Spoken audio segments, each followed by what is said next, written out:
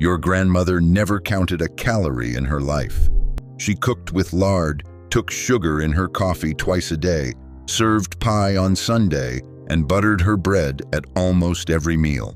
There's probably a photograph of her in a 1958 kitchen, skillet in one hand, cigarette in the other. So why was she leaner than the average adult today? When federal examiners measured Americans in 1960, about 13% had obesity. Today, it's 40%, but she wasn't doing a single thing on purpose. So what was she doing that the rest of us stopped doing?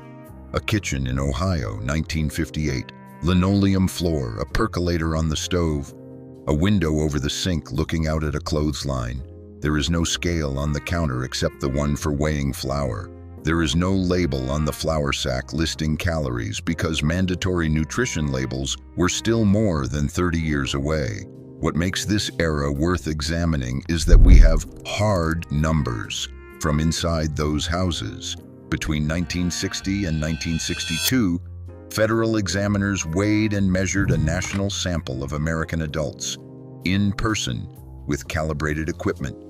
Obesity prevalence came back at 13.4%. Severe obesity came back at under 1%. The most recent version of that same survey puts adult obesity near 40% and severe obesity close to 10%. So this is not nostalgia arguing with statistics. 2 rooms full of measured Americans 60 years apart, and a gap that nobody in nutrition science has fully closed. Before we go any further, one thing needs saying plainly. Thin was never the same as healthy, and nothing about that 1958 kitchen is a plan for anyone to follow. The woman in that photograph was not a model of wellness, and by the end of this video, you'll understand exactly why. What it offers instead is a record of the conditions inside that house, and those conditions are worth studying even when the people living in them are not worth imitating. Because here's what the record shows.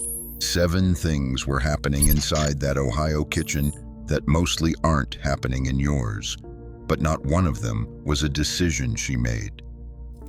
The first habit is the simplest to describe and the hardest to reproduce in a modern home. Her kitchen had opening and closing hours. Breakfast happened at a set time and lunch happened at a set time. Supper happened when the man of the house came through the back door, and between those events, the kitchen was essentially closed. Not locked, not policed, just quiet. The icebox held raw materials for the next meal rather than things a person could eat standing up. Part of that was architecture. A 1958 refrigerator was small, its freezer compartment barely deep enough for 2 ice trays and a brick of frozen peas.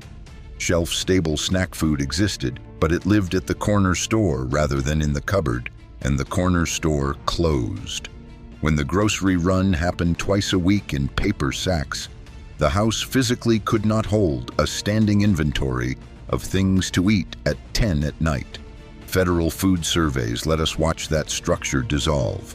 Between the late 1970s and the mid-2000s, researchers at the University of North Carolina tracked how many separate eating and drinking occasions Americans reported in a day. The number climbed by roughly 1 full occasion. Over the same window, daily energy intake rose by several hundred calories. And remember, the late 1970s baseline is already 20 years after that photograph in the Ohio kitchen. The drift had a head start we can't even see in the data. There's a reason that detail about the icebox matters more than it looks. No restraint was being exercised between meals at that table. There was simply nothing between meals to exercise restraint about. Which brings us to the second habit, and to the pantry itself. She cooked from raw materials: flour, lard, potatoes, onions, a chicken that arrived with its own bones. The ingredient list of her supper was the recipe, because there was no third party standing between the farm and the plate, deciding what else should go in. The current federal picture is a different world. Analysis of national survey data collected between 2021 and 2023 found that ultra-processed foods supply roughly 55% of all calories Americans consume. For adults, it sits a little over half. For children and teenagers, it climbs past 6 in 10. These are the industrial formulations built from ingredients you wouldn't find in a 1958 pantry, engineered for shelf life and for the specific pleasure of not stopping. There's a second layer here that gets missed. She had no numbers on the package to read, even if she'd wanted them. Federal law didn't require a standardized nutrition panel on packaged food until 1990, so the flour sack, the coffee tin, and the lard bucket carried a brand name and almost nothing else. The entire apparatus of tracking, the panel, the serving size, the daily value, arrived decades after the bodies in that 1960 survey had already been measured. So her cooking wasn't virtuous. It was slow, it required her presence, and it produced food that ran out. A pot of beans doesn't have a second wind at 9 at night. Now, the third habit is the one people find hardest to believe until they see the objects weighed side by side. The dishes were smaller, so were the packages, the bottles, the bags, and the plates in the cupboard. Two nutrition researchers, Lisa Young and Marion Nestle, went back through manufacturer records and contemporary advertisements to reconstruct what a normal portion looked like across the 20th century. The results are difficult to argue with. McDonald's opened in 1955, selling one size of French fries, weighing about 2.5 ounces. That exact quantity is what the company sells today as a small. The original hamburger patty carried roughly 1.5 ounces of beef. Coca-Cola's original bottle held 6.5 ounces, an amount that now reads less like a drink and more like a sample. Young and Nestle found that portions began expanding in the 1970s, rose sharply through the 1980s, and kept climbing after that, tracking the same upward curve as body weight. For fries, burgers, and soda, current sizes run somewhere between 2 and 5 times the originals. When the same researchers held marketplace items against the federal government's own reference serving sizes, most of what they weighed came back larger than the standard, in some cases by several multiples. But this reached into the house, not only the drive-through. Dinner plates in a 1950s cupboard ran smaller than the plates sold today. Casserole dishes were sized for a family rather than a week, and a serving of anything was defined by the vessel it arrived in. Your grandmother was not showing discipline when she pushed the plate away. The plate was empty and the plate was small, and there was no second plate. But the habit that likely did the heaviest lifting has nothing to do with food at all. She was in motion from the moment she got out of bed, and nobody in that house called it exercise. In 2013, researchers at the University of South Carolina published an analysis of 45 years of national time use diaries, tracking how American women spent their hours.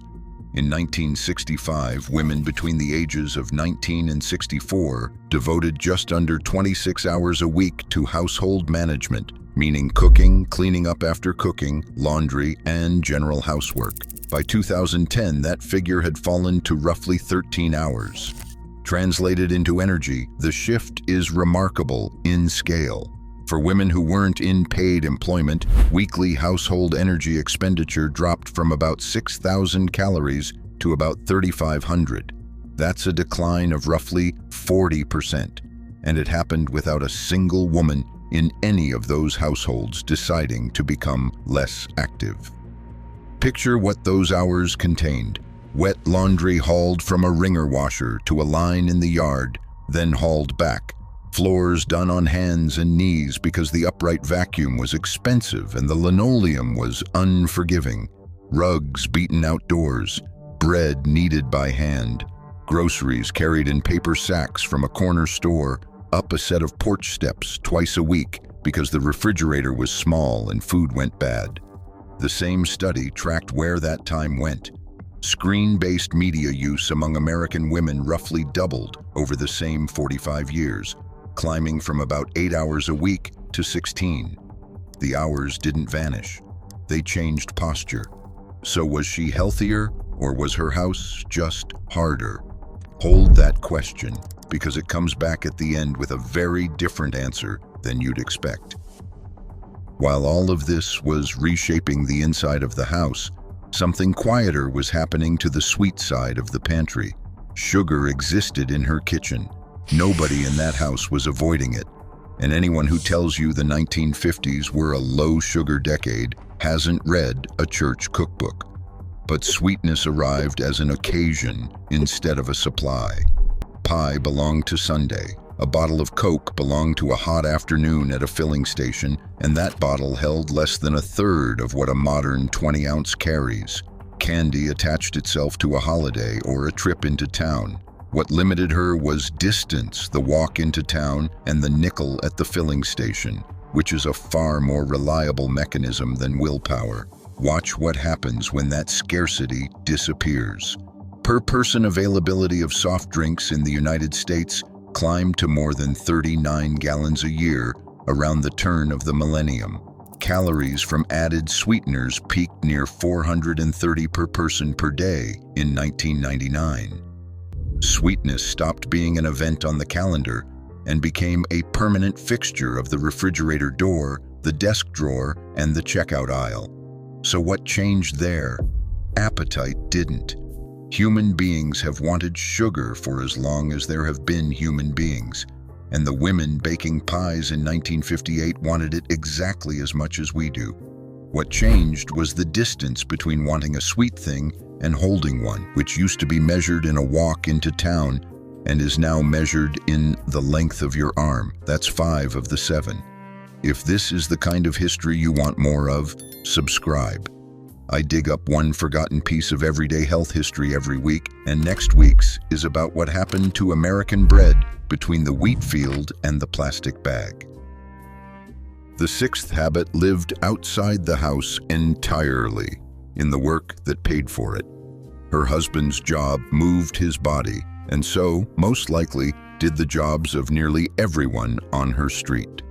In 2011, an exercise scientist named Timothy Church published an analysis of 5 decades of Bureau of Labor Statistics data, sorting American private industry occupations by how much physical intensity they demanded.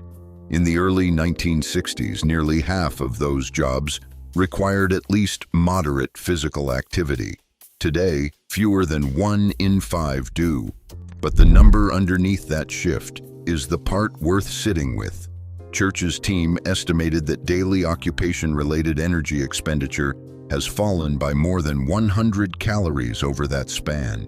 For men specifically, comparing the early 1960s to the mid-2000s, the drop came to 142 calories a day. When they fed that single change into an energy balance model, the predicted weight gain landed remarkably close to what the national surveys actually measured. Nobody sat down and chose this. The factory floor became the office floor, and the office floor became a chair. The commute did the same thing in miniature. A worker in 1958 was far more likely to walk to a streetcar stop, stand on a platform, and walk again at the other end, adding movement to both ends of the day without a minute of it appearing on a calendar. That walk to the streetcar was never labeled fitness, which is precisely why nobody noticed when it disappeared. You don't cancel a workout you never knew you were doing. So why include a 7th habit at all if the first 6 carry the weight? Because leaving it out would be tidier than the truth. This last one is the habit I want to be most careful about, since the evidence behind it is the thinnest of the 7. Her day had a defined end.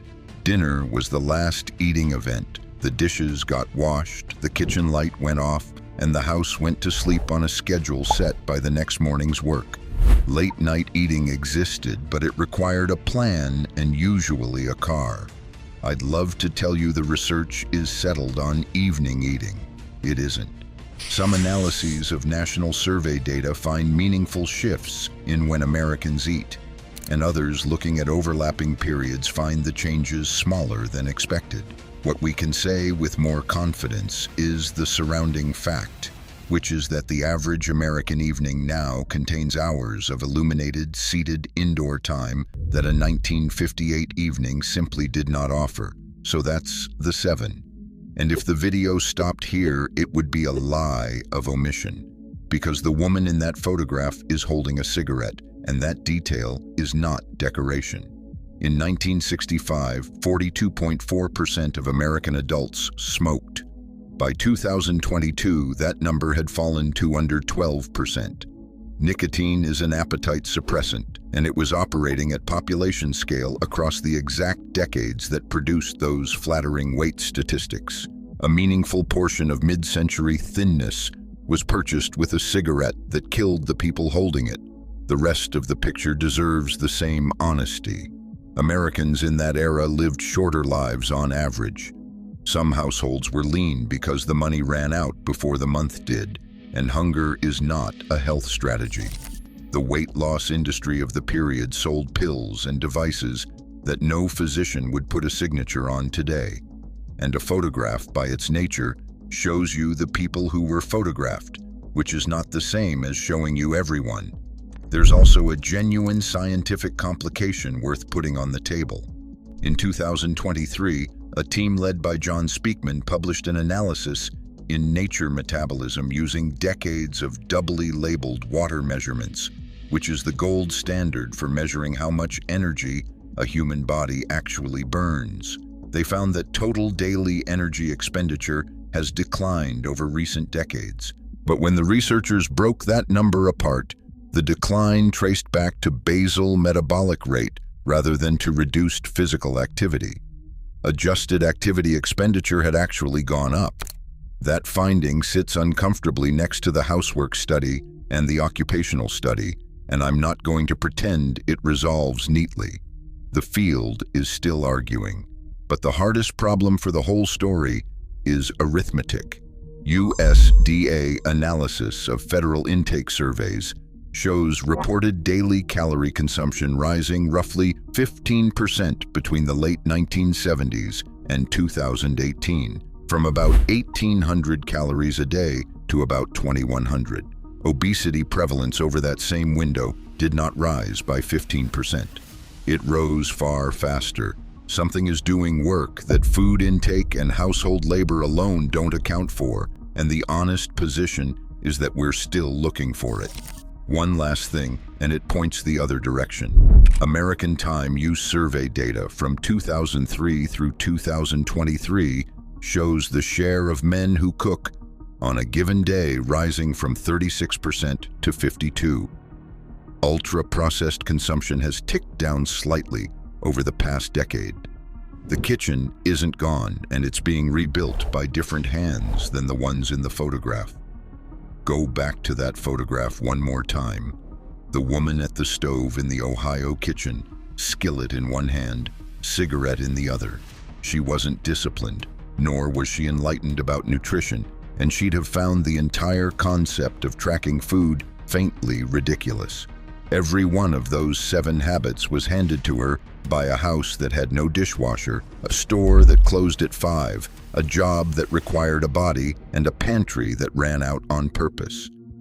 She didn't build those conditions. She lived inside them, and they shaped her without asking, which leaves the question that the photograph can't answer. If none of it was chosen, then what exactly is there to go back to?